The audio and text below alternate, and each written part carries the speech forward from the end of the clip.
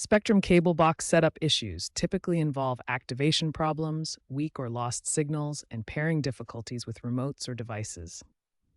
First, ensure your billing details are up to date for activation.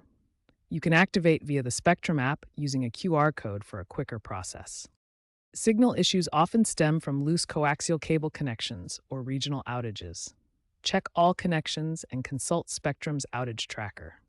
For remote pairing, especially with older boxes, proximity and battery checks are crucial. Modern boxes use Bluetooth, while older ones rely on IR, so ensure compatibility. If basic troubleshooting fails, try these advanced steps.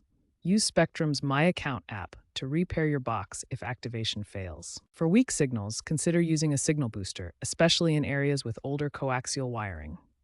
A simple power cycle unplugging for 60 seconds often resolves many issues. Also, update your TV firmware to avoid Bluetooth conflicts during remote pairing. Regularly check for firmware updates to resolve potential pairing loops. Remember, Spectrum is integrating AI chatbots into their app to help diagnose problems faster.